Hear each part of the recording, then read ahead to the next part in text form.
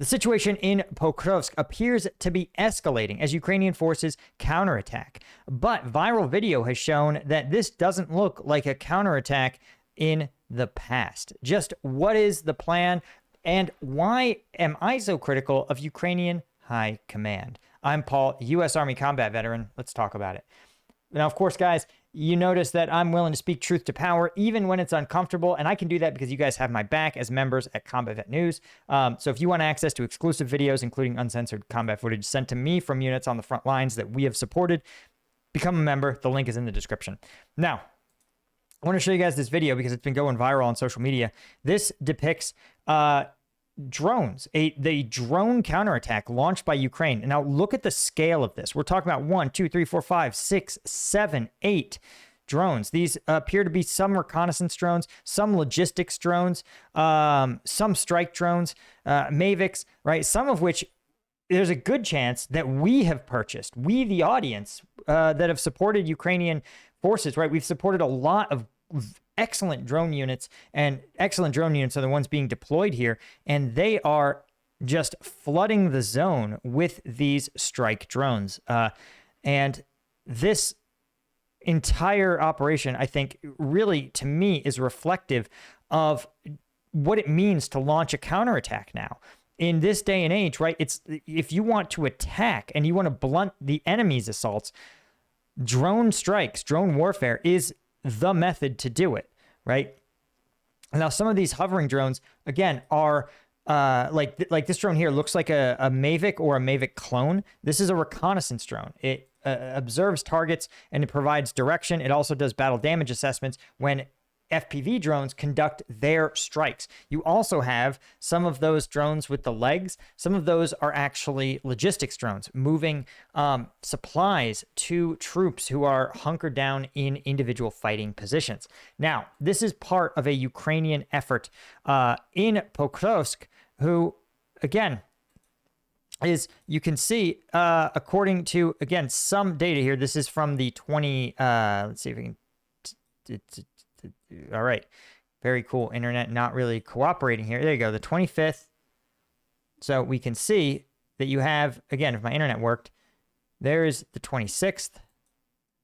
And you can see over the last day or two that there's a real, there you go, the 27th, over the last day, there's been some Ukrainian counterattacks in this northern salient that the Russians have occupied.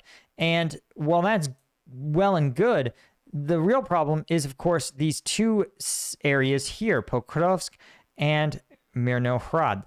These are two cities that, again, are under considerable pressure from the flanks, right, with Russian forces in Pokrovsk proper. And what I want to point out is that the Ukrainian Pravda, again, an independent outlet in Ukraine, points out that the situation is kind of insane, right? Some of the Ukrainian drone operators are reporting that a lot of drone operators have been killed in the city. Brigades holding Mirnohrad could get encircled. There are Ukrainian soldiers lying along the routes, but they can't be retrieved because it's a kill zone. They say 4 of the Ukrainian soldiers have been killed in the city, right? And that the Russians are in Pokrovsk itself. Now, the real story here is not that the Russians are in Pokrovsk, but that the Pravda points out that the high command was unbelievably slow to react to this situation, right? Now, the Russians entered Pokrovsk, again, as early as July, some Russian assault groups, but they were, again, beaten back. This was part of an ongoing Russian sort of effort to sort of infiltrate Pokrovsk. And you can see, even if you look in July, right, that a lot of this was reported. You can see these gray areas. They don't represent areas free of Russian influence. They represent sort of the line of control. We've talked about the fact that the gray zone is not this narrow zone here, but that it can span up to 10 kilometers. So obviously, there's at least 10 kilometers between the firmly Russian-controlled positions and Pokrovsk itself. So it's an easy inference to say that they were in the city. But the crazy part is that when I was in Ukraine a year ago, the street word on the street among units was that Pokrovsk fall was going to happen, right? The Russians were too committed to see it happen.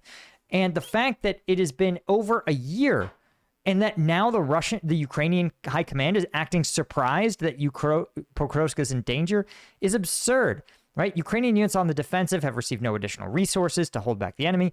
All brigades on the defensive are reportedly exhausted. The delivery of ground robotic systems was delayed. These are now the only means of getting ammunition, supplies, or evacuating wounded. As always, units find their own funds to replace vehicles. That's, of course, where we come in, which are regularly destroyed by Russian FPV drones, right? And there's no shortage of ammunition, but it's getting it to the forces. And you can see that, again, this fighting in Pokrovsk, the deteriorating situation in Pokrovsk overshadowed by the Dobopila salient, right? This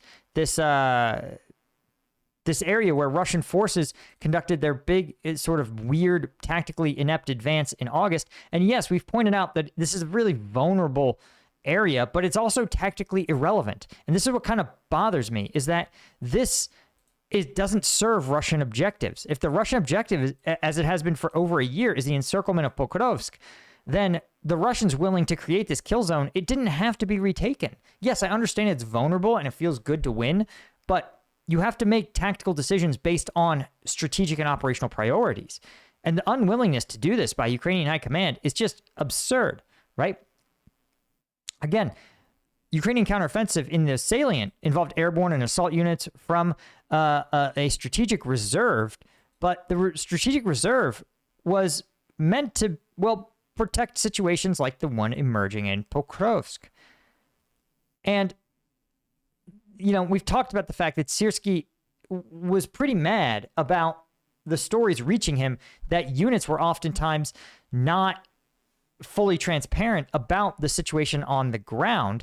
Again, sometimes, for example, claiming that an area that is held by Ukrainians could be just 2 wounded infantrymen unable to fight, or literally no one at all, right? And commanders may not know, right? How can a commander know if 2 guys in a bunker, if their radio ran out, if they were killed, if they just need batteries, if they're still operational, right? If they can't communicate to higher command, then, or they can't leave the bunker for some reason, there's no way to know if anyone's even in there, right? Now, commanders often resort to deception about what's going on to avoid an audit from higher command or even criminal proceedings in some cases. But another reason is that once they lose a position, they're ordered to retake it, even if they don't have people to do so, right? Commanders preserve what they view as a critically limited number of troops, but it means that the commander-in-chief, it means that Syrskyi sees different things, right? High command sees different things than is what's really happening. So you can't lie, but again, if the alternative is you're going to go to jail by saying, hey, I don't have infantry, they'll say, well, loot more infantry from your other support units. Have drone pilots do it. It's all so absurd, right? And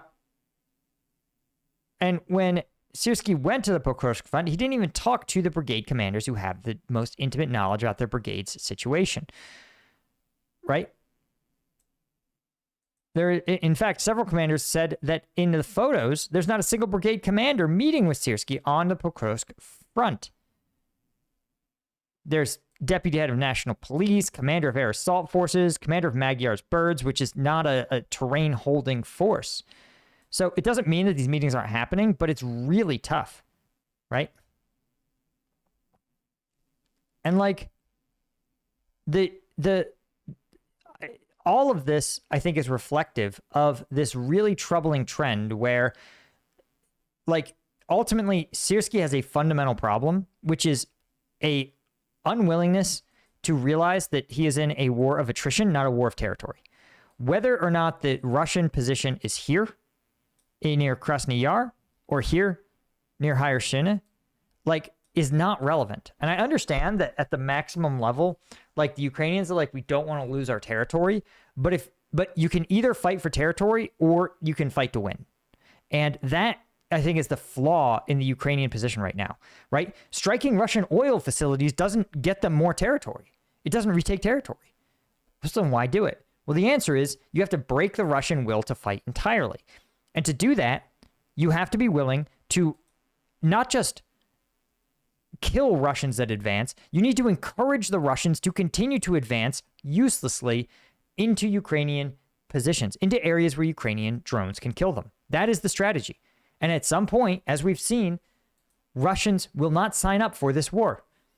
And because Vladimir Putin is unwilling to conduct a mass mobilization, simply conducting a slow and steady withdrawal from positions, back and back and back, drawing the Ukrainians. It's called a defense in depth. It's extremely well-trodden military territory.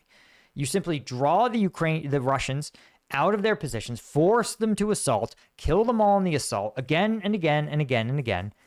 And then, once they think they've taken territory, you just simply run it back, right? There is no value in Pokrovsk. Pokrovsk is destroyed. It's utterly annihilated. There's nothing worth fighting over here. It's not worth a single Ukrainian life, right? And it doesn't, its continued defense doesn't hold Ukrainian objectives. And the fact that High Command is treating this like it's a crisis is absurd. But here's the thing. It's not like this is just a Ukrainian problem. The Russians are actually doing the same thing, even worse. In leaked footage, not even leaked, broadcast. It was literally footage broadcast on Russian media. Gerasimov, this is a dated September, it's September 17th, a month ago. Gerasimov was literally briefed Putin, complete fiction, claiming that 5,000 Ukrainian soldiers near Pokrovsk 31 battalions were trapped in the region with severed supply lines. That wasn't true a month ago, and it's probably not true now.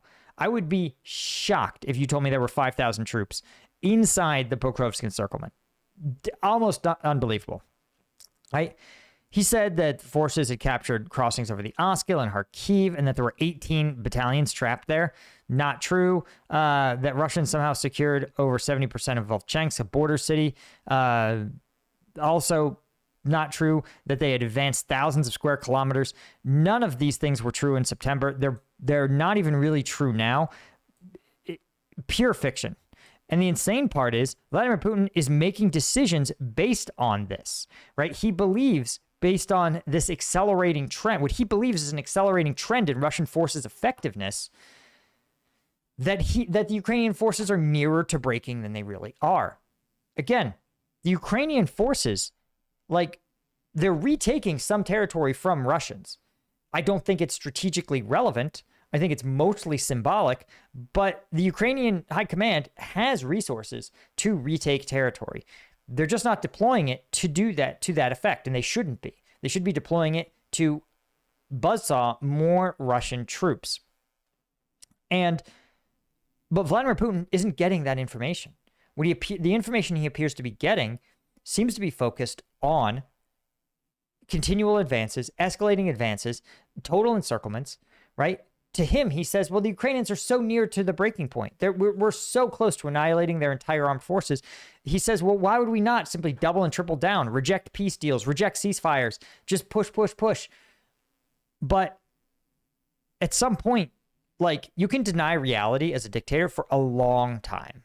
You really can. Sometimes your whole career. But at some point, reality has to break through. And this is true.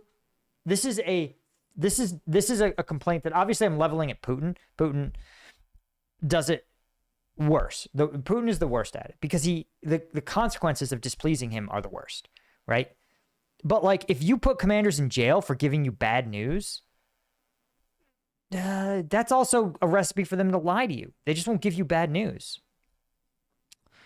But the U.S. military is guilty of this too. For a decade in Afghanistan, the president was briefed that the Afghan army was getting stronger. It was being built up. It was being more effective. It was hundreds of thousands of troops strong. Well, that was a lie. That was a total lie. And so, again, you have this fundamental problem in military command where at the highest levels, you want good news, but you also you want to hear good news, but you also need to hear honest news. And you want to have good commanders and fire bad ones, but you also don't want to just fire the commanders to give you bad news. So you see how it's a sort of catch-22. And a good commander demands success from their subordinates. They say, you will take that hill. But you also don't want to send your subordinates, say, you will take that hill. And your commander goes, listen, there's a battalion of machine guns on that hill. I'm not going to take it. Like, it's not going to physically happen. I'm just going to kill troops for no reason. And this is part of what makes being in the military really, really hard, is that sometimes you have to go, this is a dumb decision, but I'm going to roll with it because this is the job.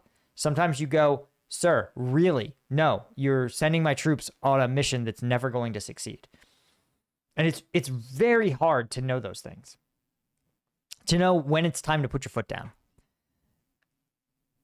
And ultimately, though, the failure is a strategic one, because if you do it right, you can get honest information, but everyone has to know the strategy. Everyone has to be in agreement of what the overall strategic goal is. And right now, it's not clear that the Putin regime has a strategic goal other than take territory, force Ukraine to continue to fight, and attrit Ukrainian forces. Ukrainian forces, in turn, seem to be unable to decide if their goal is to hold all territory at all costs or to grind the Russian forces down.